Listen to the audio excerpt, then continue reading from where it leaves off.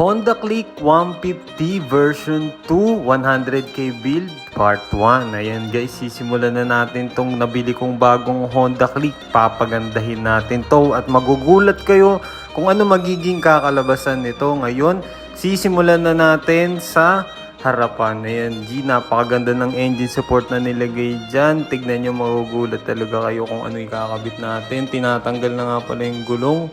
Yan, tignan nyo naman, napakabilis kasi nung may-ari nito, dating may-ari nito ay kumakarera, tignan nyo, may titanium na front shock. Papalitan natin ng bagong bracket yan, tinanggal na yung gulong, ayan, may kakabit tayo malupit. At ito, yung front shock, i-magic lowered na natin yan.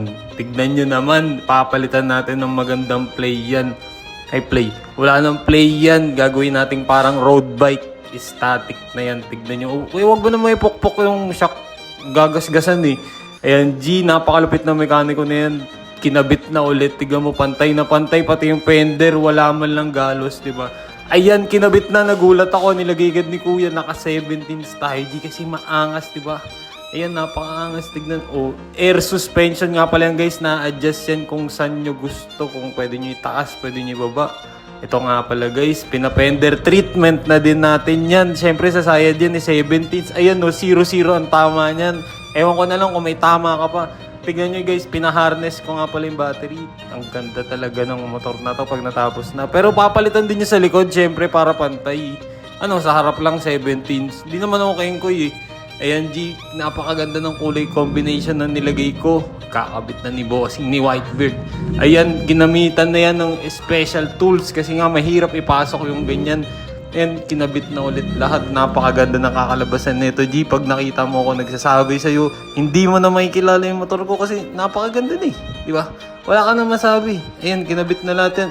Tapos ayan, napakalupit ni kuya. Hindi naman na naputol yung mga bolts. Diba? Naikabit niya na maayos.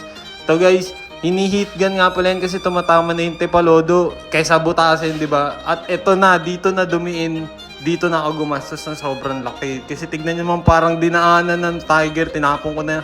Ayan, napagandang upuan. Diba? Mamahalin yan, G. 5K yan. Binili ko yan dito sa BCA Garage. Siyempre, napaganda. Kinabit na nila. Pati itong crankcase, G. Pansamantala naman yan. Siyempre, mukha siyang fossil, diba? 100 odo, sabi na may-ari, 100k odo pala. Pero okay lang naman. Ito nga, ang purpose natin is bibid natin, papagandahin. Tignan nyo naman yung kinalabasan, no? Ayan, ipapatesting ko nga dito kay bossing. Siyempre, siya nakakaalam nyo. Wala naman akong alam dyan. Ayan, G. Iikot niya yan kung may brake ba, kung gumagana ba lahat. Pero ikaw na bahala dyan kasi nga, ayan, no, tiwala naman ako sa mga mekaniko ni Boss Lucio dito. Tignan mo naman yung kinalabasan ng motor na to. Sabi ko sa'yo, hindi mo makikilala kasi tumindig na agad. Diba? Parang road bike yan, static. Hindi na umaandar, pero umaandar yan, diba?